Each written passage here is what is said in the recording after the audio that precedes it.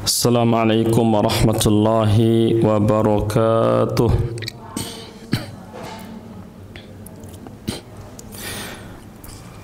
Innal hamdalillah nahmaduhu wa nasta'inuhu wa nastaghfiruh wa natubu ilayhi wa na'udzu billahi min shururi anfusina wa min sayyiati a'malina may yahdihillahu fala mudilla lahu wa may yudlil fala hadiya lahu. Asyhadu an la ilaha illallah wahdahu la syarika lah wa asyhadu anna Muhammadan abduhu wa rasuluh. Allahumma salli wa sallim wa barik wa an'im ala abdika wa rasulika Muhammadin wa ala alihi at-tayyibin at-tahirin wa ala sahabatihi al-ghurril mayamin wa ala sairi atba'ihi ila yaumiddin. Yauma la yanfa'u malun wala banun illa man atallaha biqalbin salim, amma ba'd. Akhwati fillah, usi nafsi wa iyyakunna bitaqwallah faqad fazal muttaqun. Qala Allahu tabaraka wa ta'ala fi kitabihil karim, ya ayyuhalladzina amanu taqullaha haqqa tuqatihi wa la tamutunna illa wa antum muslimun. Segala puji kita panjatkan kepada Allah Rabbuna, Rabbul Alamin, Rabb yang menciptakan, Rabb yang memiliki serta mengatur alam semesta ini. Kita bersyukur kepada Allah Subhanahu wa ta'ala atas limpahan nikmat yang Allah Subhanahu wa ta'ala berikan kepada kita, juga atas kenikmatan yang Allah Subhanahu wa ta'ala berikan kepada orang-orang yang kita cintai.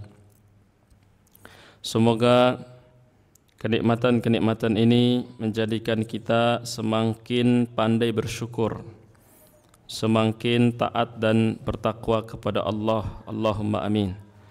Salawat dan salam untuk Nabi kita Nabi Muhammad sallallahu alaihi wasallam, untuk keluarganya, para sahabatnya, kemudian juga untuk orang-orang yang istiqomah di atas Islam sampai kiamat tiba. Rahimanillah wa iyyakunna, para ummahat dan akhwat, biidznillah, di kesempatan yang insyaallah diberkahi ini, juga di tempat yang insyaallah diberkahi oleh Allah Subhanahu wa ta'ala ini, kita melanjutkan kajian kita dengan kitab fikih kontemporer kesehatan wanita atau muslimah. Kita masuk pada bab yang baru, yaitu berkaitan dengan hamil dan melahirkan. Berkaitan dengan bab ini terdapat lebih kurang 14 poin yang akan dibahas, dan di sini marilah sama-sama kita berupaya memahami, kita bertafaqquh untuk melihat sisi hukum fikihnya, kemudian faedah-faedah yang berkaitan dengan kesehatan. Kita masuk pada halaman pertama, yaitu halaman 60, dengan bahasan operasi sesar dengan indikasi medis. Di sini ada qaid, ada satu catatan penting, yaitu dengan indikasi medis. Disebutkan bahwasanya melakukan operasi sesar ini pada keterangan judul, ini hukum asalnya dilarang, ya. Jadi melakukan operasi sesar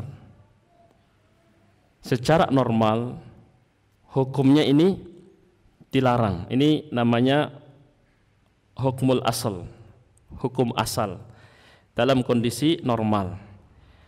Kapan operasi sesar ini kemudian dibenarkan dan dibolehkan? Ketika ada illah thari'ah, ada satu illat atau kondisi hukum yang baru, ada indikasi yang muncul.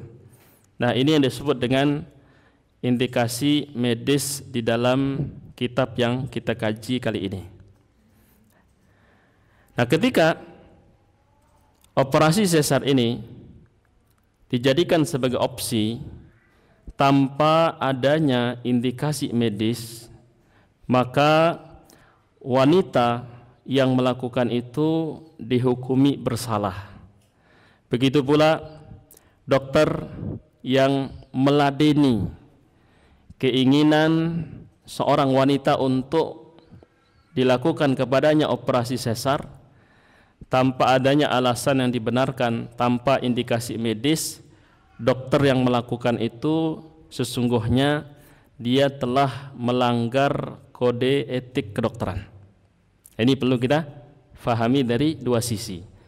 Jadi kalau tidak ada alasan yang membenarkan dalam kurung adalah indikasi medis, nanti kita terangkan apa saja itu, ya, maka wanita ini dihukumi melakukan satu kesalahan, karena ini tidak boleh.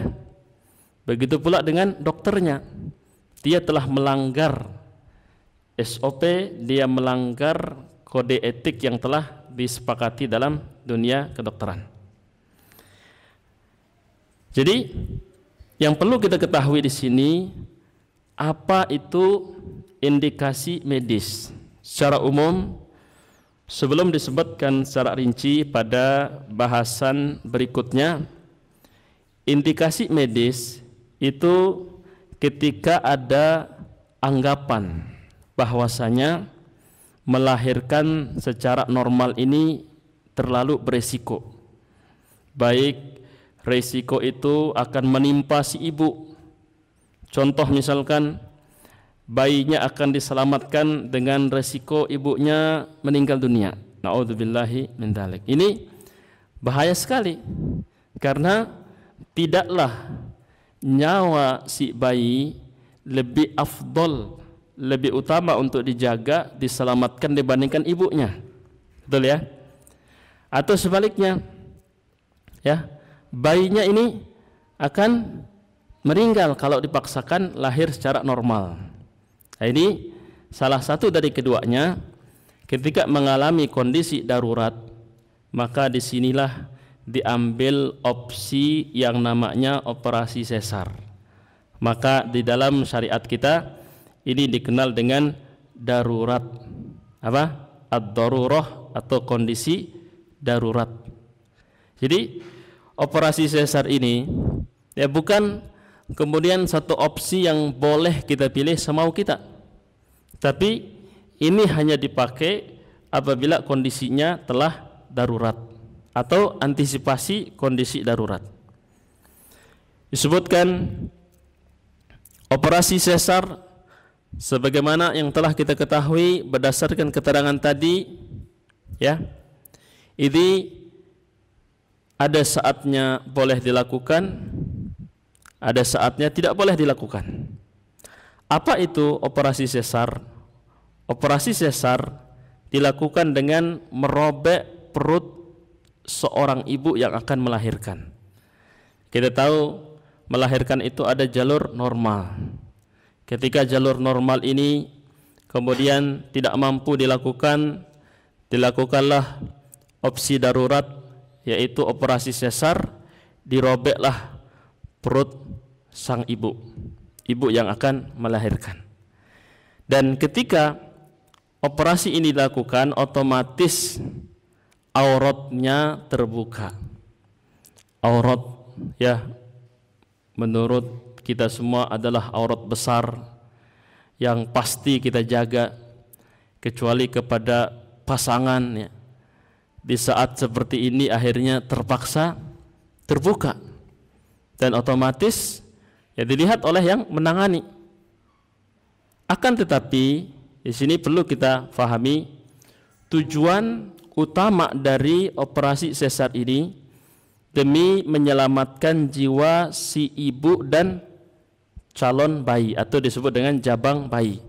Di sini ada kata-kata jabang bayi. Di jabang bayi ini bayi yang akan lahir atau yang baru lahir. Ya, khawatir ada istilah jabang ini menjadikan tanda tanya. Kalau cuma ada kata bayi, kita semua faham. Apa itu jabang bayi? Ya, bayi yang akan lahir, yang segera lahir atau yang sudah lahir, yang baru lahir. Itu disebut sebagai jabang bayi. Untuk menyelamatkan si ibu karena kondisinya darurat, begitu pula untuk menyelamatkan jabang bayi yang akan lahir, ya, ini dilakukanlah operasi sesar. Ya, ini tujuannya. Kalau ada tujuan lain, nah ini perlu dipertanyakan. Seperti contoh disebutkan ada seorang wanita, dia mendatangi dokter, ya, yang boleh melakukan operasi sesar.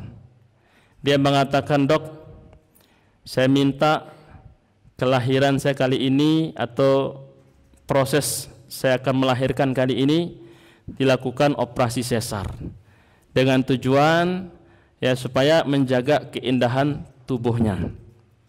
Tuh, berarti ada tujuan lain. Walaupun kondisinya tidak darurat, dia sudah memesan supaya dilakukan operasi sesar. Nah, ini pertanyaan. Ya, atau mungkin alasan yang kedua, alasan yang lain yang tidak disebutkan adalah dia tidak pingin ada rasa sakit. Dia pingin langsung saja dilakukan operasi sesar, selesai operasi maka dia tidak mengalami proses yang melelahkan atau menyakitkan.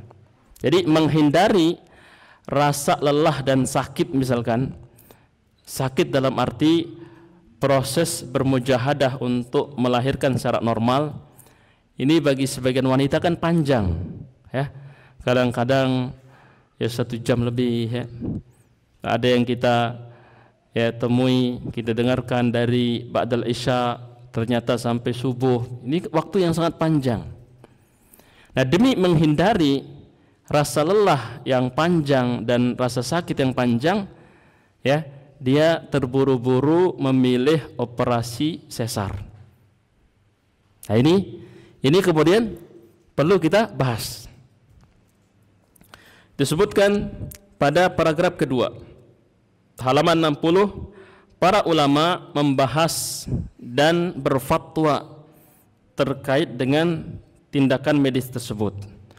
Pada intinya dibolehkan melakukan operasi sesar dengan indikasi medis dari dokter yang ahli dan terpercaya.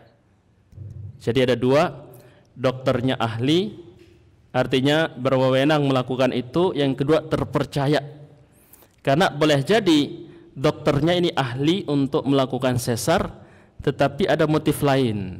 Nanti disebutkan di antara motifnya itu misalkan dia pengen dapat uang lebih. Kalau melahirkan secara normal ini bayarnya lebih kecil dibandingkan secara sesar. Nah, karena menginginkan uang lebih, maka ya dia melanggar kode etik misalkan. Jadi yang tidak dibolehkan. Kemudian pada paragraf berikutnya disebutkan adanya alasan atau disebut hujjah untuk membenarkan opsi pilihan operasi sesar apabila kondisinya darurat. Yang pertama adalah dalil, ya, bahwasanya ad-darar yuzal. Ya, ad-darar yuzal. Apa arti ad-darar? Darar itu artinya kemudharatan. Kalau ada kemudharatan atau ada indikasi kemudharatan yang mengakibatkan kondisi darurat, maka ini harus yuzal, harus dihilangkan. Contoh tadi, kalau melahirkan secara normal dalam kondisi seperti ini, keadaan menimpa ibu fulanah ini bisa mengakibatkan bayinya akan lahir tapi wafat, atau nyawa ibunya terancam.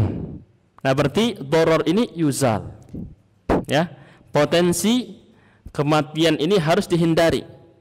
Berarti di saat inilah dibolehkan untuk mengambil opsi sesar. Jelas? Wadih? Baik. Kemudian atau kaidah dengan bunyi, dalam sebuah hadis, la darara wala dirar. Ini hadis, namun juga dijadikan sebagai kaidah bahwasanya tidak boleh berbuat sesuatu yang berbahaya ataupun membahayakan orang lain. Jadi ada ad-darar yuzal atau la darara wala dirar. Kemudian di dalam sebuah ayat di dalam Al-Quran suratul Ma'idah ayat 32, Allah Subhanahu wa taala menyebutkan, wa man ahyaha faka'annama ahyan nasa jami'ah. Barang siapa yang mengambil langkah dan upaya untuk menjaga dan memelihara kehidupan seorang manusia, maka seakan-akan dia telah memelihara kehidupan manusia seluruhnya.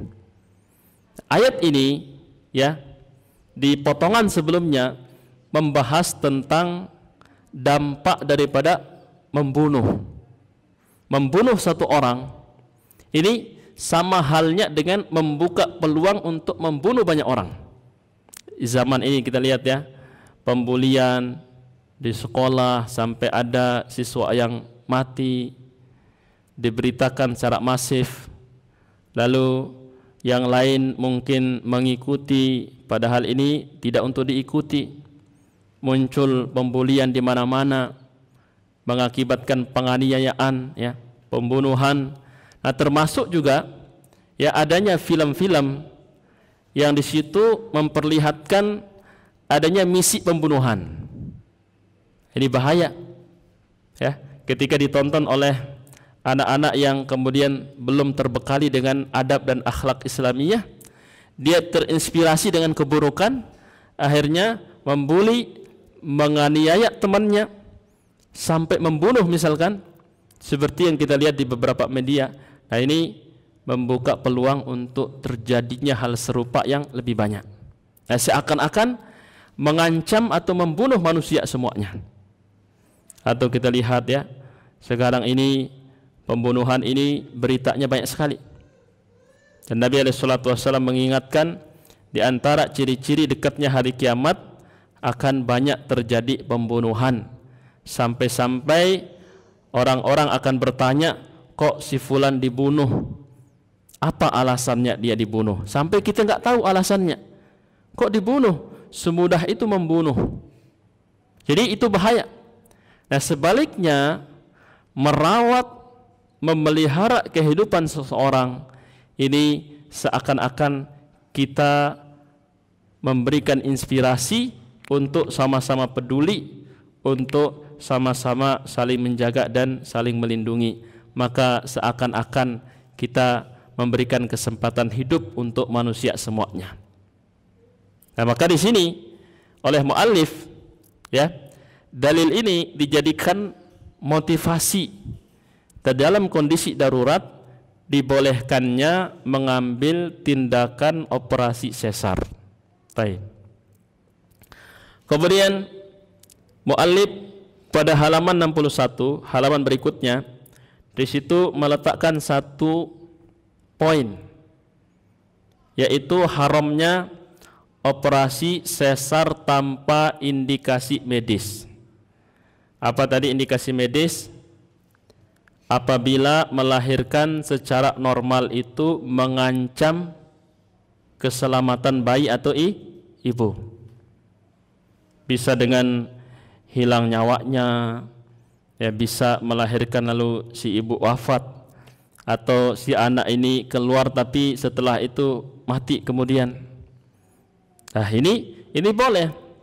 Tapi kalau tidak ada indikasi itu, maka kembali kepada hukum asal, yaitu haram.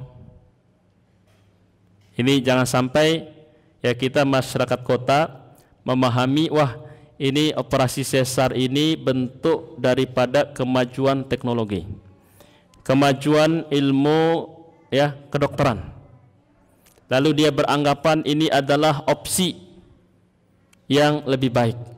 Ini salah, Jadi salah apabila ada seorang wanita menjadikan operasi sesar ini sebagai operasi yang lebih dia utamakan, sebagai opsi yang lebih didahulukan. Kenapa demikian? Karena hukum asalnya haram dilakukan tanpa adanya indikasi medis, tanpa adanya darurat yang harus dihindari. Kemudian disebutkan pada paragraf di bawahnya, di dalam dunia kedokteran dinyatakan larangan melakukan operasi sesar tanpa adanya indikasi medis.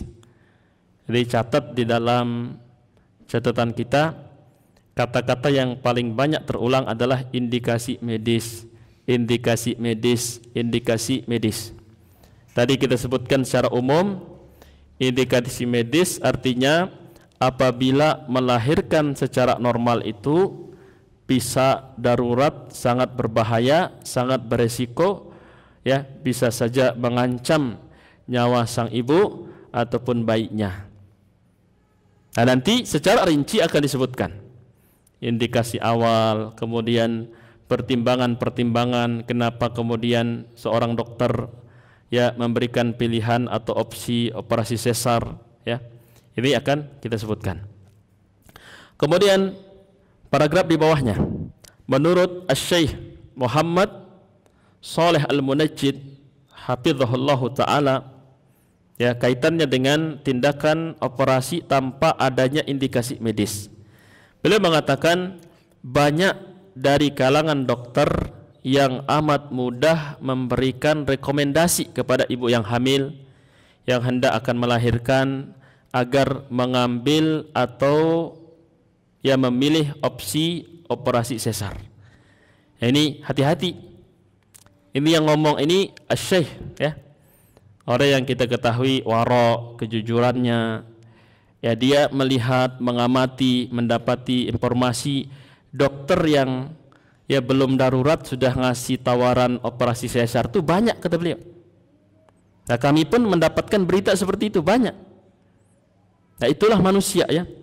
Manusia ini punya keahlian sehingga diberikan wewenang untuk melakukan operasi sesar. Sebelumnya telah melakukan pendidikan yang cukup panjang, ya, ada standarisasi, sertifikasi, uji kemampuan, sehingga dia mendapatkan amanah itu. Tapi sifat manusia kalau dikasih amanah seringkali menyia-nyiakan amanahnya. Karena apa? Ingin dapat uang lebih banyak atau tergoda pada tahta ini dalam urusan yang lain, ya, ataupun fitnah-fitnah dunia. Nah, selagi dia manusia, apalagi imannya tidak kuat, agamanya lemah, ini bahaya sekali, bahaya, ya. Nah, sehingga kata Asy-Syaikh di sini banyak. Nah, kami suatu waktu di saat masih kuliah, kebetulan ada teman kita, dia kuliah tapi sambil menggabungkan dua maslahat, masih kuliah tapi sudah menikah.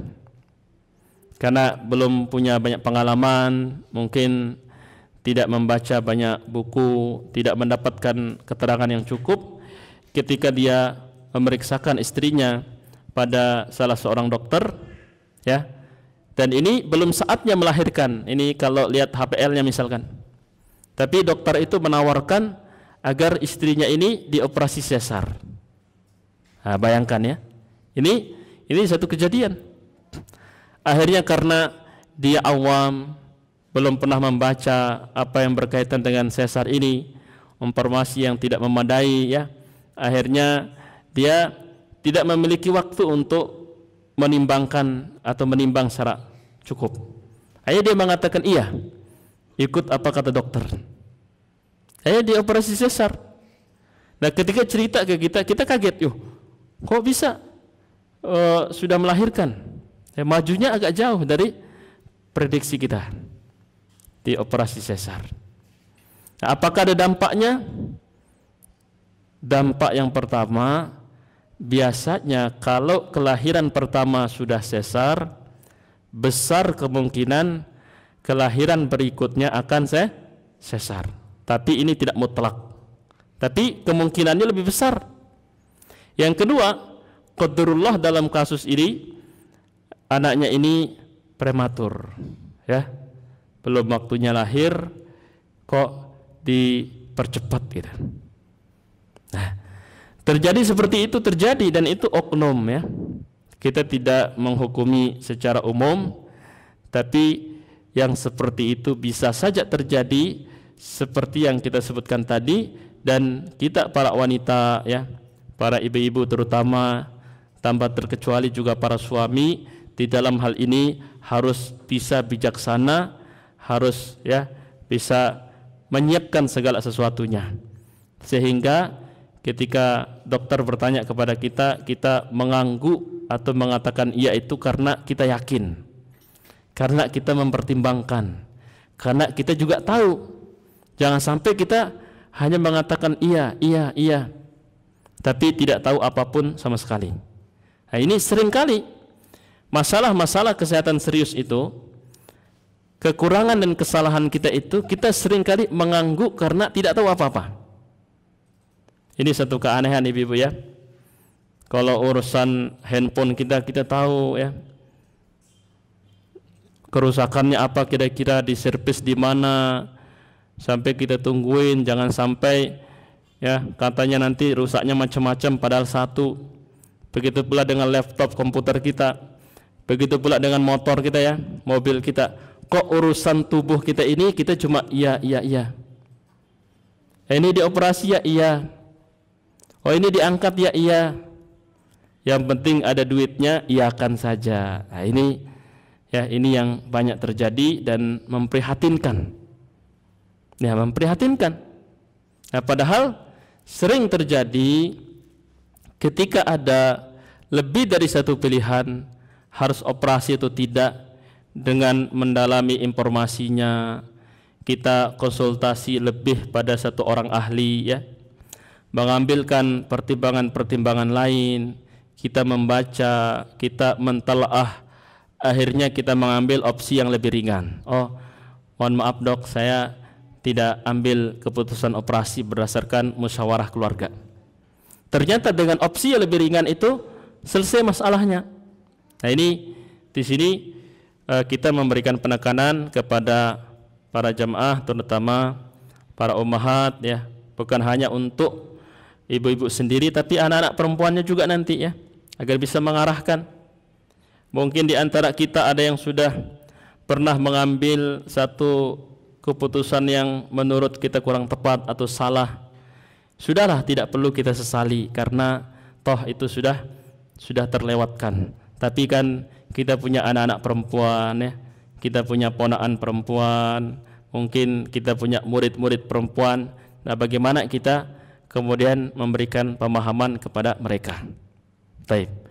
Ya, apa kata beliau? Banyak dari kalangan dokter yang amat mudah memberikan rekomendasi kepada ibu yang akan melahirkan agar melakukan operasi sesar ini, ya, naudzubillahi min dzalik. Alasannya di sini antara lain karena tamak terhadap harta. Tamak terhadap harta. Nah, sampai ini naudzubillahi min dzalik, lagi-lagi oknum, ya, di sebagian daerah kita mendapat informasi untuk sesar ini seakan-akan ada agennya gitu. Dikit-dikit dirujuk, naudzubillahi min dzalik.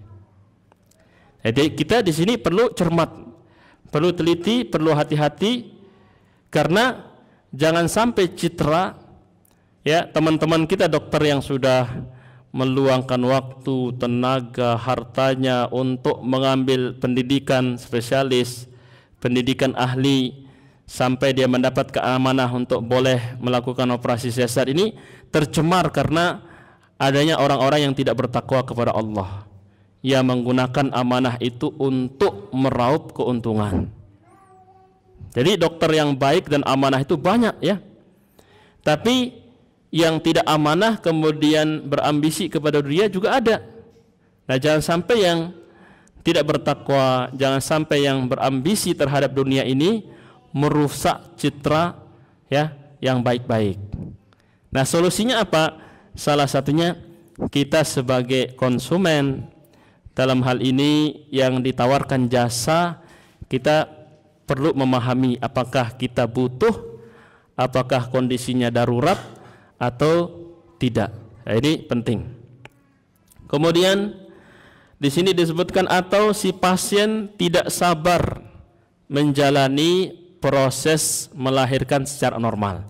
Nah, kalau ini salahnya si ibu ya. Kata dia, dok, saya ini paling nggak kuat kalau menahan rasa sakit. Apalagi saya dengar ada tetangga yang melahirkan itu prosesnya berjam-jam. Dok, bisa nggak saya dijadwalkan untuk operasi sesar saja langsung? Nah, ini dia tidak sabar. Dia menghindari ya proses melahirkan secara normal. Ini tidak boleh. Demikian juga beberapa wanita sengaja memilih operasi sesar demi menjaga keindahan tubuh mereka. Nih, lihat nih ya. Ada yang seperti itu? Ada.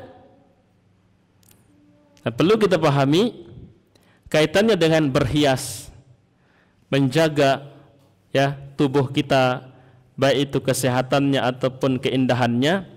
Ini tidak boleh menabrak rambu-rambu syariat. Cara sehat dan cara cantik yang halal itu banyak atau tidak, ibu-ibu? Cara merawat keindahan tubuh kita yang halal, yang tidak menabrak aturan syariat, banyak atau tidak? Banyak. Tapi kita pengen yang instan. Pengen yang instan, ya kan? Akhirnya tidak peduli dengan halal haram. Akhirnya semua diubah ya. Hidungnya dimancungin berapa senti, matanya dibesarin, ininya apa namanya? Bukan bola matanya ya. Giginya semuanya dia apa namanya? Dia modifikasi. Itu ada aturannya. Karena menurut laki-laki, ini perlu kita sampaikan, itu sederhana. Nih, para wanita jangan terobsesi, jangan terbawa hawa tontonan di media atau film. Ini menurut laki-laki ya, cantik itu sederhana. Yang penting wanita itu bersih, kemudian badannya tidak bau, artinya dia ya membersihkan diri, mandi pada waktunya. Kemudian pakaian dia rapi ya. Lalu akhlaknya bagus. Itu sudah menjadi modal utama untuk membangun cinta. Adapun yang lebih-lebihnya tadi itu tidak akan ada habisnya. Oh, make up ini pada saat ini yang paling viral. Tahun depan ada lagi yang mengalahkan, kita pindah ya. Sah-sah saja selagi tidak melanggar syariat. Tapi kita perlu bijak ya. Bijak, jangan sampai karena ambisi untuk supaya indah dan cantik semuanya kita tabrak. Ya, ada satu produk baru keluar, kita belum tahu kandungannya apa, asal aja kita pakai, baru ada satu testimoni. Apa yang terjadi, ternyata misalkan bahannya dari yang diharamkan, membahayakan kulit ini itu, kita menyesal. Ini banyak terjadi ya. Termasuk di sini ya, tujuannya supaya menjaga keindahan tubuhnya ya, dia tidak sanggup menjalani proses melahirkan secara normal ya, langsung dia memilih operasi sesar, ini yang tidak boleh. Kemudian disebutkan, kata Syekh, tidak diragukan lagi sikap ini adalah wujud menyia-nyiakan faedah atau nikmat yang Allah berikan kepadanya. Artinya apa? Tidak semua wanita itu kesehatannya sempurna. Baik. Kok dia yang sudah Allah kasih kesehatan malah tidak dipakai untuk berjihad, berjuang lahir secara normal, melahirkan secara normal. Malah yang sakit-sakitan pengen sekali supaya melahirkan secara normal, tapi ternyata diponis harus sesar. Ini malah yang sehat kok pengen sesar. Nah ini jangan sampai seperti itu kata beliau. Kemudian pada halaman berikutnya, Syekh Muhammad Ibn Saleh Al-Utsaimin, salah seorang ulama yang sudah wafat, ulama Saudi Arabia, beliau ditanya, wahai Syekh, bukankah Allah Subhanahu wa taala berfirman, "Tsummas sabila yassarah" dalam Quran surah Abasa ayat 20, kemudian jalannya Allah mudahkan. Di sini Allah telah menjamin kemudahan proses melahirkan. Akan tetapi banyak laki-laki ataupun wanita bersikap tergesa-gesa. Tergesa-gesa itu istijal bahasa Arabnya, atau al-ajalah, ya, al-ajalah minasyaiton. Tergesa-gesa tanpa alasan itu datang dari apa? Syaitan. Yang paling bagus apa ibu-ibu? At-ta'anni. Ta'anni itu kita mikir dulu, mencerna ini baiknya gimana, baru kita bertindak, ya.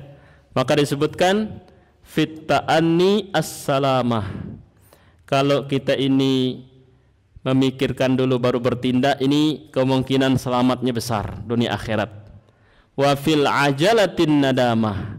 Kalau kebiasaannya kesusu, tergesa-gesa, seringkali belakang menyesal. Betul atau tidak? Nah, menyesal. Jadi tenang saja. Satu prinsip kita, semuanya sudah Allah atur. Tinggal bagaimana kita menyikapi dengan sikap terbaik, supaya di setiap jengkal dan langkah pilihan yang kita ambil di situ ada pahalanya. Ini yang paling penting. Allah mau kasih nikmat hari ini, nikmatnya berlipat-lipat, berarti kita merenung untuk bersyukur, manfaatkan nikmat itu di atas ketaatan. Tidak cukup di situ, kalau kita kesadarannya lebih, kita berbagi. Kalau ternyata bangun-bangun kok langsung dapat ujian atau musibah, jangan langsung teriak, jangan langsung histeris, ya, jangan langsung benturkan kepala ke tembok, jangan langsung jambak rambut, jangan langsung tarik baju sampai putus kancingnya. Tapi renungkan, ini musibah terjadi karena apa? Karena di dunia ini berlaku hukum sebab akibat. Nah ini akibat, sebabnya apa? Wah mungkin sebabnya ini kauni, ya saya yang ceroboh, semoga ke depan lebih bijak. Oh ternyata sebabnya syar'i, Allah sudah titipin nikmat bergelimang tapi tidak pernah bersyukur, Allah ambil itu. Berarti kita harus meningkatkan iman dan takwa, kan gitu. Jadi ketika terjadi musibah pun dia tetap dapat pahala, karena dia merenung, dia bersabar, ya, dia tidak mengeluh sampai berlebihan. Jadi orang yang bijak. Jadi jangan sampai tergesa-gesa. Baik. Kemudian karena ketergesaan itu, akhirnya dikit-dikit, oh sesar saja. Dia tanya suaminya, kira-kira sanggup nggak membayar sesar? Kalau sanggup sesar saja, nggak usah lama-lama, kan gitu. Nah ini jangan sampai karena tergesa-gesa. Pertanyaan beliau, ya, apakah ini disebabkan lemahnya sifat tawakal kepada Allah? Jadi kalau ada suami atau istri menunggu kelahiran anaknya, buru-buru sesar, apakah ini menunjukkan lemahnya tawakal? Kira-kira apa jawabannya ibu? Ya atau tidak? Nah jelas ya. Ya. Beliau mengatakan, menurut saya, semoga Allah memberkahi Anda wahai penanya, cara ini memang banyak digunakan orang zaman sekarang. Zaman dulu ada sesar? Ibu, mana nih yang alumni dukun beranak? Ada di sini enggak? Atau kita semua sudah zaman bidan? Nah dulu di zaman jayanya dukun beranak, ini bukan dukun sihir ya, Bayi sungsang bisa, Bu? Bisa. Bismillah kata dia. Saya cuma bantu, ini urusan Allah. Oh, ternyata bayi ya terlilit tali pusar zaman dulu. Gimana Ibu? Dibedah atau bismillah? Bismillah. Ya dicari-cari caranya. Oh, ibu ini coba perbanyak posisi sujud. Kayaknya ini malas sholat ini. Hanya sujud-sujud tapi bukan sujud sholat ya, sujud untuk menormalkan posisi. Dicek-cek, oh udah lebih baik, ternyata bisa normal. Ada lagi di kampung susah melahirkan, diikat kakinya pakai jarik ya, macam-macam caranya. Ya, ini termasuk kita ini yang duduk sekarang. Kita ini alumni dukun beranak ya. Tidak semua orang dulu langsung ke paskes kesehatan ya. Banyak kita tetangganya sudah dibantu lahiran capek-capek, upahnya apa upahnya Ibu? Kasih piring, gelas sama beras ya. Besar jasanya para dukun beranak di zaman itu. Kenapa mereka sanggup melakukan itu? Tawakalnya kepada Allah tinggi walaupun ilmunya terbatas. Baik. Nah, kemudian di sini disebutkan saat seorang wanita yang hamil yang akan melahirkan, dia segera pergi ke rumah sakit, kemudian dilakukan tindakan medis berupa operasi sesar. Ini banyak terjadi di zaman ini. Jadi para ulama kita termasuk Asy-Syaikh Al-Munajjid di sini Syekh Shalih Al-Utsaimin, mereka ini tidak asal bicara. Ya, mereka itu memahami namanya fiqhul waqi, realitas keumuman masyarakat. Karena sebelum mereka menjawab satu fatwa, mereka itu harus tasawur dulu. Mereka itu harus paham kondisi lapangan. Jadi kalau ustadz itu ditanya satu fakta yang dia belum paham, kemungkinan salah jawabnya itu ada. Makanya dia mesti tahu dulu. Ya, ini keadaan lapangannya gimana, situasi dan kondisi terkini bagaimana. Kemudian dia menimbang, dia kaitkan dengan dalil, dia keluarkan jawaban atau fatwa. Nah, para ulama kita, termasuk ini ulama dunia, beliau mengingatkan banyak terjadi, ya, karena kurang sabar, tergesa-gesa, akhirnya dikit-dikit sesar, mentang-mentang ada bayarnya. Ya, jangan sampai seperti itu. Jadi sekali lagi kita ingatkan, sesar itu adalah atau ibarat skoci. Kalau ibu enggak darurat kapalnya, jangan mentang-mentang minta pakai skoci. Ini ibu enggak sampai, nanti belayar kemana-mana sendiri. Jadi itu kalau sudah diponis, wah ini kapal kita akan karam, hanya kita diarahkan ke master point. Ibu-ibu semua pakai jaket pelampung. Ini di skoci pertama dahulukan anak-anak dan ibu-ibu, orang tua, kan begitu ada aturannya. Bukan semau kita. Oh kita lihat, wah ini saya mau ke Jawa, ke Surabaya, berlayar dari Semayang. Kita udah tengok, wah itu pelabuhannya dekat. Kita minta sama pengurus kapalnya, saya mau pakai skoci. Kok bisa ibu? Saya sanggup bayar. Berapa bayarnya satu skoci? Nah, seakan-akan orang zaman sekarang itu begitu, mentang-mentang mampu bayar sesar, dikit-dikit minta sesar. Nah, ini jangan sampai seperti itu. Baik. Kenapa demikian? Karena kalau zaman ini banyak para wanita yang tidak sanggup menahan lelah dan sakitnya melahirkan secara normal, nanti lama-lama penyakit ini mewabah. Jadi semua takut. Ada kok yang lebih simpel sesar, lama-lama ndak mau hamil. Terjadi nggak di negara-negara maju? Mas, aku mau nikah sama kamu tapi aku jangan hamil ya. Ini baru-baru sudah ada butir-butir akad begitu. Aduh repot, Mbak, aku mau nikah pengen punya anak. Wes, jalan tengahnya kita cari anak angkat aja. Terjadi nggak? Kok begitu? Biar masnya tetap kelihatan muda, saya tetap kelihatan muda. Hampa nggak rumah tangganya? Di saat semua orang menginginkan anak, kok dia takut punya anak, ya begitu ya? Coba kita tanya, berapa biaya promilnya orang-orang yang sudah puluhan belasan tahun belum ada tanda-tanda hamil. Dia coba ini itu, dia bayar ini itu supaya hamil. Kok ini yang dari keturunan subur kok malah nggak mau hamil. Lama-lama nggak mau nikah, tapi zina mau. Ya, ini terjadi. Ya, di sebagian negeri termasuk Jepang misalkan, orang merasa laki-laki perempuan bisa kerja kok. Ngapain harus nikah? Enak kok kalau nggak nikah, kata dia.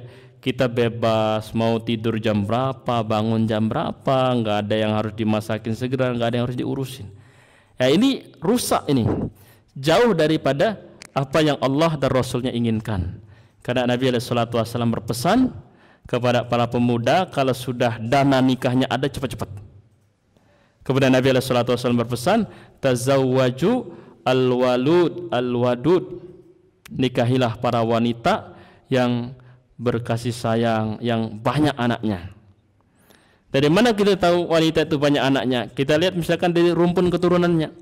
Wah, si fulanah itu dia 12 bersaudara. Ini bibit subur nih, Ibu. Ya. Ini kenapa kata Nabi sallallahu alaihi wasallam, fa inni mukatsirun bikumul umam. Akulah kena di hari kiamat berbangga yang paling banyak umatnya. Ya, jangan dibalik-balik ya. Dari nggak mau lahiran normal, lama-lama nggak mau hamil, lama-lama nggak mau nikah, terjadilah kiamat, naudzubillahi min dzalik. Nah, ini perlu kita fahami. Kemudian beliau menyebutkan, aku melihat ini sebagai bisikan dari syaitan. Kalau dikit-dikit sesar, belum ada indikasi medis, ini bisikan dari siapa? Dari siapa, Ibu? Dari syaitan. Bisa jadi syaitan jin, bisa jadi syaitan ins. Setannya bisa jadi jin, bisa jadi manusia. Jadi hati-hati ya. Kemudian bahwa mudaratnya lebih banyak daripada manfaatnya. Kenapa kita nggak mau dikit-dikit sesar? Karena mudaratnya lebih banyak dari manfaatnya. Nanti Ibu PR, coba dibaca apa saja efek samping mudarat sesar. Bukan untuk mengutuk sesar, tapi ya kita bijak, kalau tidak darurat jangan sesar. Baik, kemudian karena dibalik ya keengganan seorang wanita mengalami rasa sakit ketika melahirkan secara normal, sesungguhnya dia perlu tahu ada beberapa faedah yang terkandung di dalamnya. Maksudnya di sini ya, kalau kita Allah mudahkan, sebenarnya mampu melahirkan secara normal, wajib kita mengusahakan lahir secara normal. Kenapa demikian? Di sini disebutkan ada manfaat-manfaatnya. Yang pertama, rasa sakit itu menggugurkan dosa. Kita punya dosa enggak, Ibu? Punya, ada dosa hati. Dosa hati ini biasanya berkaitan dengan iri dengki yang paling susah hilang. Tetangga beli mobil, kita begadang. Tetangga renovasi rumah, kita demam. Nah, ini contoh saja ya kan. Nah, ini iri misalkan, tidak bisa lihat nikmat sama orang lain, dia langsung iri. Ini harus dilawan. Atau mungkin sombong, pas giliran nikmatnya ke dia sombong. Walah, saya jauh lebih banyak dari dia. Nah, jangan sampai, atau ujub ya. Ada lagi mungkin dosa lisan. Ibu-ibu rentan nggak dengan dosa lisan? rentan. Makanya di mana kita kumpul, disitulah dibikin stiker hati-hati, awas atau awas gibah gitu. Supaya kita ingat ya, karena di zaman ini seringkali ada gibah berantai. Jadwalnya gimana? Pokoknya siapa yang nggak hadir ya kita gibah. Ada 7 orang, 6 hadir, 1 enggak, ya kena jadi bahan gibah. Yang ke-7 di pekan atau pertemuan berikutnya hadir, yang 1 kemarin hadir enggak hadir, gantian dia yang kena gibah. Solusinya gimana? Hadir terus. Kalau ada jadwal ngopi kan gitu. Ya, jangan sampai seperti itu ya. Karena kita komunitas muslim. Nah, kalau orang nggak beragama ya memang nggak tahu. Tapi kita yang beragama kudu mampu menjaga lisan. Jangan sampai amal kita yang sudah sedikit dikikis oleh dosa ghibah. Akhirnya kita muflis. Ini bahaya. Atau ada juga dosa indera, telinga ya, atau mata, dosa kaki dan tangan seterusnya. Kita butuh ampunan. Di antara sumber ampunan itu bagi ibu-ibu secara khusus, laki-laki nggak dapat, adalah capek dan sakitnya melahirkan. Ibu-ibu muslimah kalau ngelahirin ingat Allah nggak? Masya Allah, iman itu menjadi tebal ya, tawakal tinggi, ya Allah mudahkan, ya Allah mudahkan. Itu terus doanya. Baik. Kadang sambil ngeden saking beratnya, ya Allah. Ini bagus, menghapus dosa. Kemudian faedah yang kedua, melahirkan secara normal, derajatnya diangkat jika dia bersabar dan mengharapkan pahala dari Allah. Jadi ada rambu-rambunya ya. Sabar ya Allah, yang menikah itu indah. Pas giliran hamil mulai agak berat, pas mau melahirin kok tegang-tegang, gemeter, pikiran kesana kemari, takut. Kata orang, melahirkan itu antara hidup dan mati. Ya Allah tolong aku ya. Jadi kita sabar, kita jalani, kita tawakal, minta ya Allah kasih pahala di setiap lelah dan sakitnya. Allah pasti kasih. Kalau Allah sudah kasih, Allah angkat derajatnya. Taib. Kemudian yang ketiga, dia akan menyadari kedudukan seorang ibu. Aku baru ngelahirin 1 aja, sakitnya nggak bisa aku ceritain. Ibuku itu anaknya 12. Ya Allah, aku pengen pulang sekarang, pengen kucium tangan ibuku. Bu, terima kasih, ternyata melahirkan aku seberat itu, aku baru ngerti. Betul nggak banyak anak-anak perempuan makin bakti setelah punya anak? Karena sadar betapa menjadi seorang ibu itu tidak ringan. Nah, ini artinya mengambil hikmah. Taib. Kemudian yang keempat, menyadari besarnya nikmat Allah terhadap dirinya berupa kesehatan jasmani.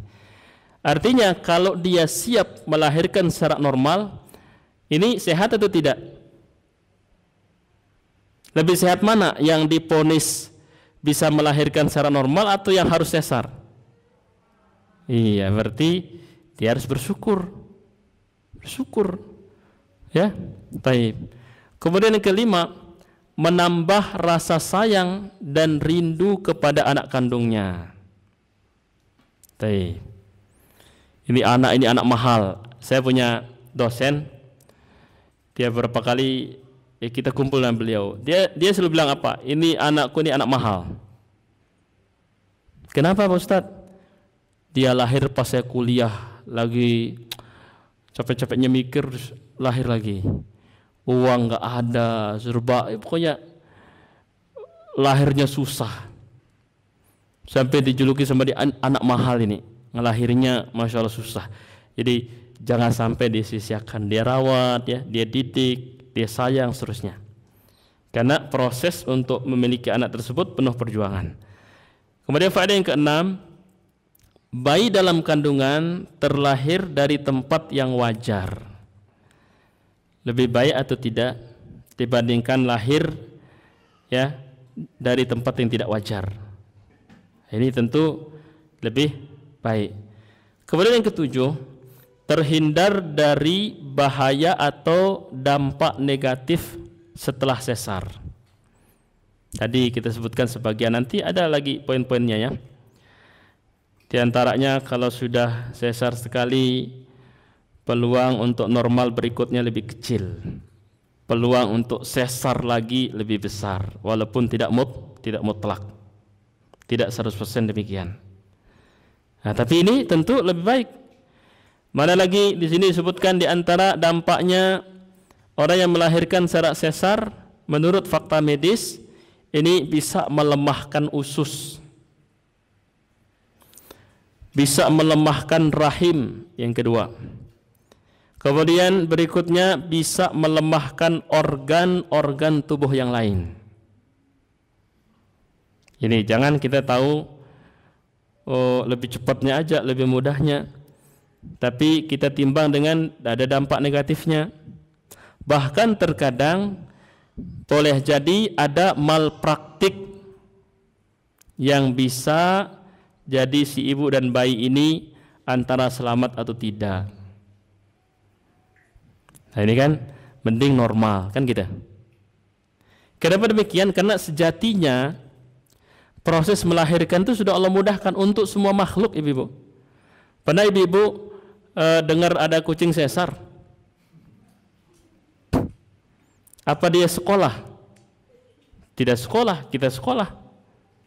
Kucing diajari senam enggak? Enggak, kita ada senamnya banyak macam-macam supaya lebih sehat. Kita tahu enggak teori-teori kesehatan menjaga makanan macam-macam? Kita tahu. Kenapa lebih rentan ke kita sesar? Mungkin ada kesalahan-kesalahan yang perlu kita evaluasi. Baik itu kesalahan persepsi, anggapan, ataupun sikap mungkin ya, atau pola hidup. Nah sebenarnya kalau kita berada di garis fitrah, kita lebih aman ibu-ibu. Makanya manusia ini makin katanya makin pinter, makin maju teknologinya, makin terancam sana sini. Betul atau tidak? Nah maka kita banyak-banyak bertakwa kepada Allah. Kita jangan sia-siakan nikmat yang Allah berikan kepada kita. Kemudian yang ke-8, sebelum di sini saya lihat waktu kita mendekati tanya jawab. Yang ke-8, menjaga peluang melahirkan secara normal di kelahiran berikutnya. Ibu-ibu di sini targetnya mau punya anak berapa? Ustadz pengennya dulu waktu baru nikah sama suami, kita rundingan di pinggir pantai, pengennya 1 lusin. Ketok palu, ketok.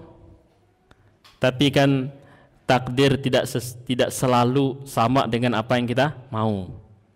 Kalau ternyata ada hal-hal lain, pada akhirnya 2 cukup, alasannya masuk akal, ini itunya bisa ditimbang, bukan karena tergesa-gesa, bukan karena nggak sabar, bukan karena itu semuanya, tapi memang alasannya bisa dibenarkan, ya kita terima yang segitu, kan gitu. Tapi kan pasti pengen lebih kalau itu nikmat. Anak itu nikmat apa bukan? Nikmat. Nah, nanti giliran anak-anak sudah besar, kita menua, ada bakti dari 12 anak, pasti kan enak ya kan? Atau dari berapapun, yang penting ya sesuai dengan syariat ya. Kalau mungkin takdirnya ya cuma 4 atau 2, ya kita terima, kita syukuri, kita rawat, kita didik. Tapi kan seandainya lebih banyak, ya ada lebih bagusnya begitu. Intinya jangan sampai kita menutup celah itu dengan cara dikit-dikit sesar, padahal seharusnya tidak sesar, itu maksudnya. Baik. Kemudian yang ke-9, bisa melahirkan lebih banyak anak. Ini kalau normal itu normal. Sampai ada itu dia nggak nyangka bakal melahirkan hari ini. Tiba-tibanya apa? Lahir aja, jebol ya.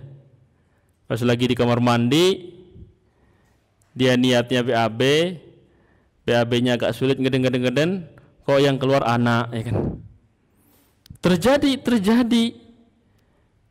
Udah keluar baru dukun beranaknya datang, dipanggilin buru-buru itu. Dukun beranaknya lagi nyuci, tetangganya minta tolong, kenapa itu si fulanah tetangga kita melahirkan, gimana nih, gimana? Ya kan kisah-kisah seperti itu banyak, brojol aja gitu ya kan. Jadi semoga Allah mudahkan semuanya. Jadi yang biasanya normal melahirkannya mudah, ini diantara tanda-tanda dari sekian banyak tanda, biasanya ini lebih banyak anaknya. Kemudian yang terakhir, menghindari sikap bermewah-mewah. Artinya apa? Boleh jadi muncul anggapan atau persepsi di tengah-tengah masyarakat yang tidak paham agama, ya, melahirkan secara sesar itu membanggakan. Ibu lahirnya gimana? Normal semua apa sesar? Oh, saya sesar semua. Kebetulan suami sudah menabung untuk biaya sesar 5 anak. Hebat sekali suaminya ibu. Kok jadi bangga gitu? Padahal sesar itu kan untuk darurat gitu.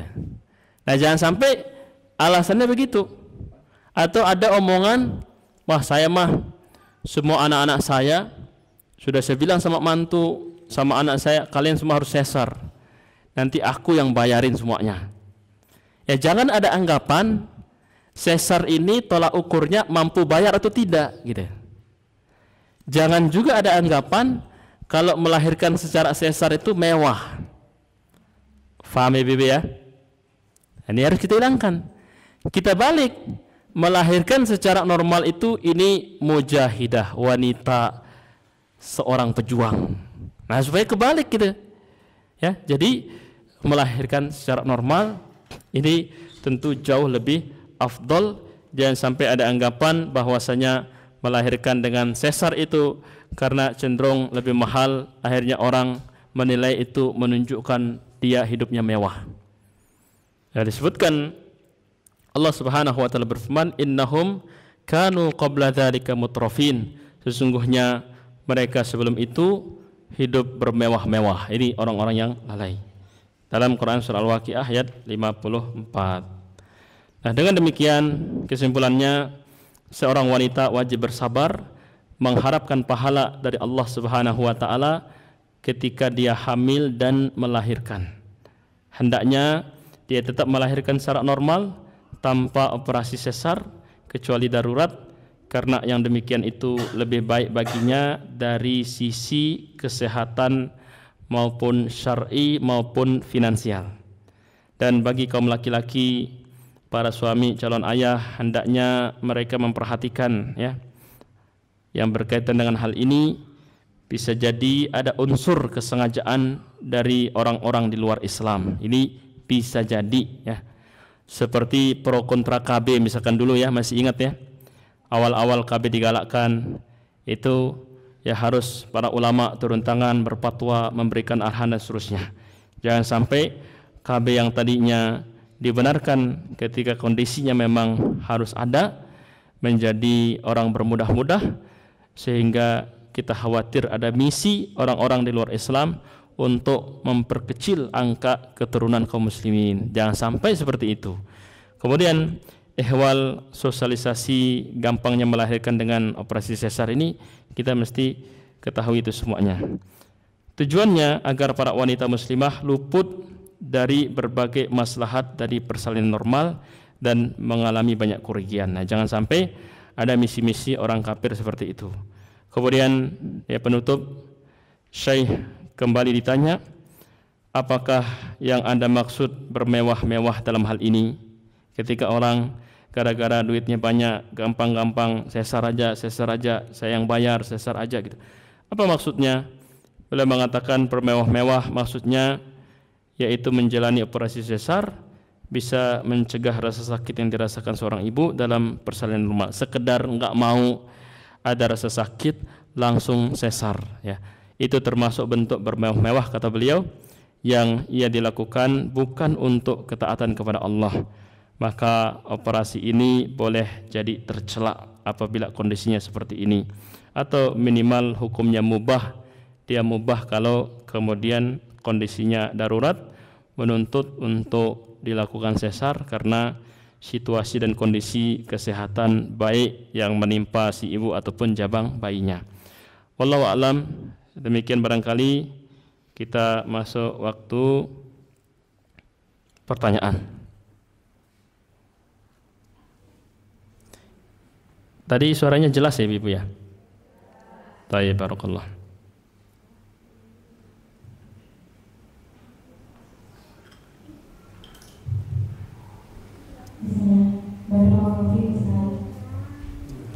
Fiikum barakallah.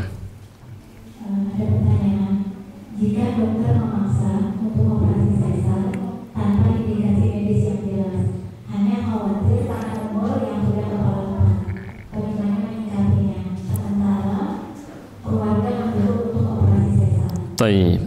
Nah. Bismillah, alhamdulillah, salatu wassalamu ala ba'd. Jadi operasi sesar ini nanti menyangkut paling tidak 3 orang. Nanti di judul-judul berikutnya akan disebutkan. Pertama ya, suami. Ya.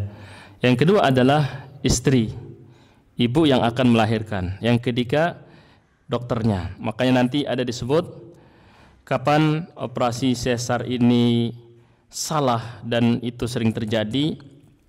Disebutkan bisa jadi salahnya dokter. Mana contohnya? Satu, dokternya pengen untung banyak. Yang kedua, misalkan dokter ini nggak mau repot.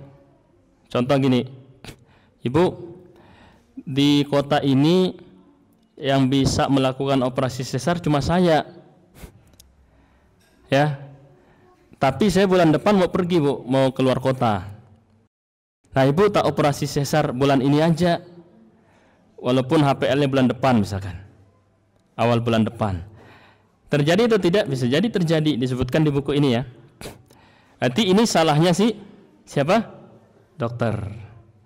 Yang kedua, salahnya suami. Contohnya apa tadi? Si suami yang memaksa istri. Makanya nanti ada judul gimana kalau suami memaksa istri, tapi istrinya nggak mau. Siapa yang harus diikuti? Yang lebih layak diikuti adalah si istri. Selagi dia masih bisa normal dan dia sanggup mengusahakan, walaupun suami memaksa sesar, tetap yang punya badan ini lebih berhak menentukan sesar atau tidak, maka tetap diusahakan normal. Ini maka suami seperti ini tidak wajib ditaati. Yang ketiga, salahnya si istri. Mana contohnya? Dia pengen supaya tubuhnya tetap indah. Yang kedua, tidak mau lelah, tidak mau sakit misalnya. Wah, sesar aja. Nah, gitu. Ini salahnya si istri. Nah, kalau ternyata bukan karena yang 3 ini, tapi ada illah, ada sebab, ada situasi dan kondisi yang menuntut untuk sesar. Nanti di sini akan disebutkan apa saja itu indikasi medis. Nah, bisa jadi indikasi medis ini menyangkut ya potensi bahaya yang akan menimpa si ibu karena apa? Karena kondisi kesehatannya. Di sini disebutkan ya. Ibu kalau misalkan punya kitab itu disebutkan di situ ada 13 ya rambu-rambu indikasi medis awal untuk menimbang apakah sesar atau tidak. Di situ disebutkan contoh sudah dicoba normal tapi ini bakal gagal, hanya ambil sesar saja, opsi kedua. Atau detak jantung si janin ini melambat, menunjukkan kalau dipaksakan ini bisa mati, ya sudah dipercepat keluarnya di sesar. Ini indikasi-indikasinya. Atau kelelahan yang sangat dahsyat, betul-betul sudah lunglai ini, ibunya ini nggak ada tenaga lagi, dan kalau dibiarkan bahaya, misalkan ini si bayi ini kalau nggak dienden nggak akan ada perkembangan untuk keluar misalkan. Atau terjadi komplikasi ya, atau mungkin secara medis dia menderita penyakit seperti herpes, takut nanti misalkan si anak yang lahir ini langsung kena menular dalam tanda kutip keterangan ya, karena nanti perlu dirinci ya mana yang dianggap menular, mana yang kemudian tidak boleh kita mengatakan menular dengan sendirinya ya. Atau misalkan terputusnya tali pusar si bayi ini udah putus nih, atau posisinya yang sungsang atau menyamping, atau kegagalan induksi, sudah dikasih suntikan obat untuk merangsang supaya tenaganya dan menekan lebih besar tapi nggak ngefek misalkan, atau kegagalan persalinan dengan alat, sudah dipakum tetap tidak bisa keluar, akhirnya sesar. Atau setelah USG misalkan ini bayinya ini besar sekali, contohnya di sini 4,2. Saya pengalaman anak yang pernah saya bawa kajian itu namanya Faris, itu 4,2.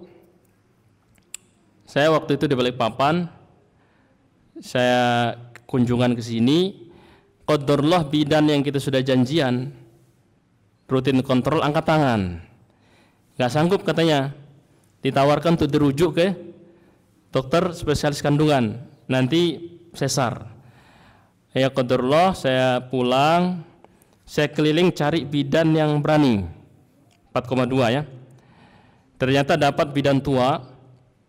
Dia bilang, bismillah, biarkan Allah yang urus, kita usahakan. Kami sampai bela-belain kita ngontrak di kota dekat dengan bidan itu.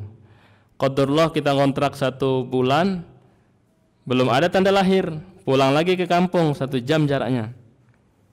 Pulang kampung 3 hari, sakit perut, balik lagi ke kota gitu.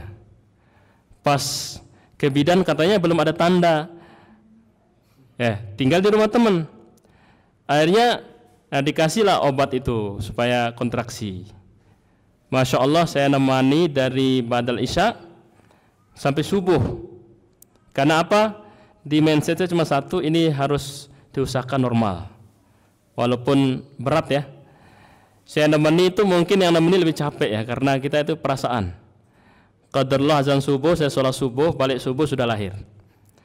Saya nggak dapat berita dari si bidan, sepertinya ada bekas dipakum tapi lahir 4,2 gitu. Nah, tidak semua suami mau berjuang seperti itu, tidak semua istri atau ibu sanggup, tidak semua bidan berani kan gitu. Kalau ternyata nggak ada yang berani dan itu harus sesar, ya bagaimana lagi gitu. Atau dideteksi ada masalah pada plasentanya. Di sini ada lagi, misalkan pernah operasi sesar sebelumnya, jadi rentan berikutnya sesar lagi. Atau mungkin antara panggul dan kepala bayi ini tidak berbanding, kepalanya gede terus panggulnya kecil. Atau bisa jadi ada masalah kesehatan yang kalau dipaksakan normal mengancam. Nah, kaitannya dengan pertanyaan ini, ibu berhak meminta informasi lebih untuk menimbang apakah sesar atau tidak. Contoh, dok, apakah dengan kondisi sakit yang saya alami pilihannya tetap 2, bisa normal dan sesar sudah boleh, atau hanya 1, hanya bisa sesar, kalau normal akan terancam nyawanya? Kalau jawabannya dokter mengatakan ibu tidak punya pilihan lain kecuali sesar, kalau ternyata faktanya seharusnya bisa, berarti kesalahannya ditanggung sama si dokter, ibu ya. Tapi kalau ternyata dokter itu mengatakan dengan jelas, tetap bu masih ada pilihan untuk normal, seperti pada banyak kasus wanita yang lain masih bisa kok diusahakan gitu. Tapi kalau misalkan disesar, bebannya ibu lebih ringan karena ibu juga mengidap satu penyakit. Ini berarti opsi berbanding mau normal dan mau sesar sama-sama berpeluang. Nah, disinilah peran ibu itu mesti tegas. Sejauh mana ibu mau berjuang? Toh dari kata ahli, peluang normal sangat besar dan terbuka lebar. Maka di sini sebaiknya ibu tetap memilih untuk normal. Misalkan suami dan keluarga mengatakan, udahlah sesar saja. Kenapa? Biasanya kalau suami dan keluarga kita alasannya demi keselamatan kita kan, betul ya? Nah, tapi kan ahli sudah mengatakan peluang normal besar, masih sangat bisa diusahakan. Nah, jangan sampai memutuskan itu karena perasaan, tapi berdasarkan pertimbangan faktual. Nah, di sini yang paling penting apa? Solusinya yang pertama adalah komunikasi. Yang kedua adalah pendekatan untuk menyamakan persepsi. Karena repot kan, kita maksa normal, suami nggak setuju. Dalam kondisi kita harus fokus melahirkan kok ada beban perasaan sama suami kok saling cuekin, kan tidak bagus. Kita mau support, butuh dukungan, tapi suami ngambek gara-gara kita tidak sejalan dengan pemikiran dia. Ini wajib dituntaskan sebelum memasuki proses persiapan melahirkan. Baik, jadi kesimpulannya apa? Kalau opsinya cuma satu, kata dokternya, berarti kita ikut. Yang kedua, kalau opsinya sama-sama terbuka, tetap kita pilih dan usahakan normal. Kalau keluarga tidak sepaham dengan kita, dibutuhkan komunikasi, penjelasan dan pendekatan untuk menyepakati opsi yang akan diambil, menyamakan persepsi. Atau mungkin ada opsi tambahan. Dalam kitab ini disebutkan boleh kita konsultasi dengan dokter yang lain. Contoh, Bu, ibu ini kan sakit. Saya lihat fisiknya ibu ini harus menanggung 2 beban. Beban sakit ibu selama ini, beban ibu akan melahirkan. Menurut hemat saya, kata dokternya, walaupun ini bukan satu-satunya pilihan, ibu akan lebih ringan kalau sesar. Ini omongan dokter ini terpikir nggak oleh kita?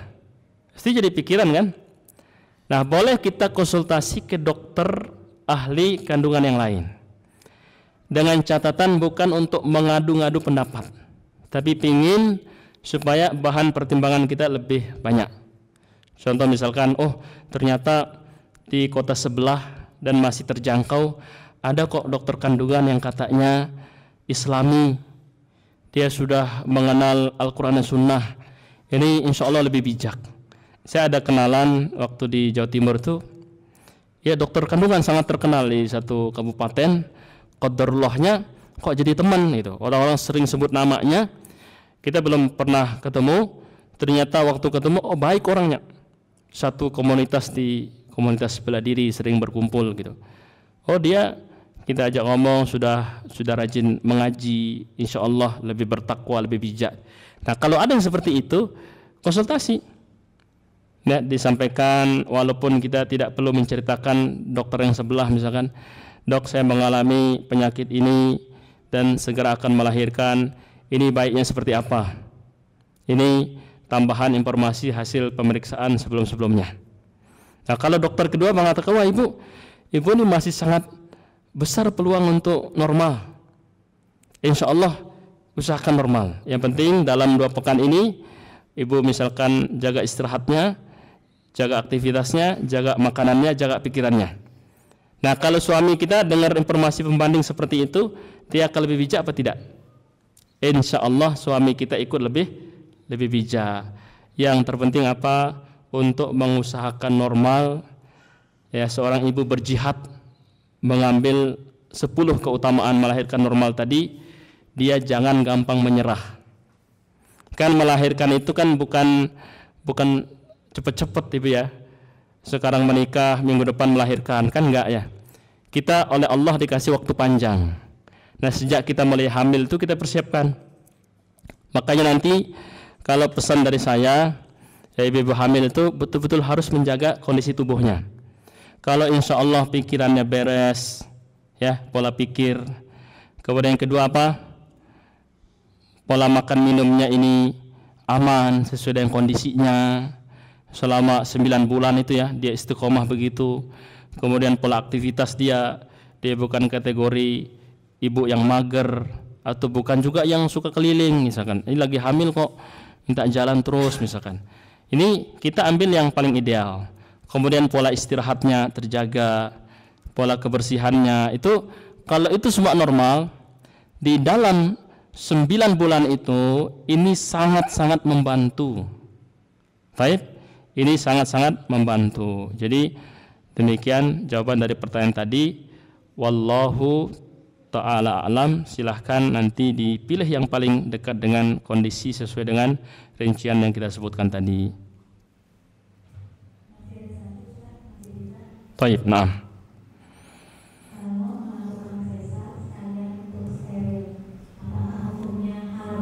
Baik, nah. Dulu ada KB, sekarang ada steril. Nah, boleh atau tidak, haram atau tidak, kembali kepada illah. Bahasa Arabnya itu ain lam ta, illah. Kembali kepada sebabnya. Apa faktor penyebab dan pendorongnya. Kalau misalkan dia sesar, alasan sesarnya karena itu keputusan dari medis, tidak ada embel-embel lain, artinya dia boleh sesar. Bagaimana dengan sterilnya, Ustadz? Nah, steril ini kaitannya dengan kondisi kesehatan ya Ibu ya. Nah, kalau memang hasil analisa menuntut adanya pengambilan sikap tindakan steril, artinya tidak lagi hamil atau melahirkan, kalau alasannya sudah tepat, misalkan ini si ibu berdasarkan kajian medis sudah tidak akan baik dan tidak akan kuat apabila hamil atau melahirkan lagi. Nah, itu yang biasanya kita dengar. Nah, kalau memang seperti itu, maka tidak ada masalah. Ini disebut sebagai menghindari darurat, menyikapi darurat. Tapi kalau tujuannya itu tadi, ya nggak mau punya anak banyak, cukup 1 atau cukup 2, tidak ada indikasi kesehatan, tidak ada indikasi medis, tidak ada darurat yang harus dihindari, ini yang tidak boleh. Jadi kesimpulannya apa? Kadang boleh, kadang tidak boleh. Kapan boleh, Ustadz? Kalau memang situasi dan kondisi kesehatannya menuntut untuk melakukan itu. Dari mana kita tahu? Berdasarkan penilaian dari ahlinya. Tapi kalau itu dilakukan karena bermudah-mudah, tidak mau punya anak lebih dari 2, kalau versi dulu ya, ini yang dilarang di dalam Islam. Baik, maka ini masuk yang mana? Kalau masuk yang pertama karena alasan kesehatan maka dibolehkan. Tapi kalau karena bermudah-mudahan dan tidak mau repot dengan anak lebih dari 2, ini yang tidak boleh. Wallahu ta'ala a'lam. Baik. Maaf, soal sudah habis. Baik, jika sudah tidak ada pertanyaan, ini kita ngaji ini Masya Allah ya, harus siapkan 2 memori ini Ibu. Memori untuk fikihnya, memori untuk kesehatannya.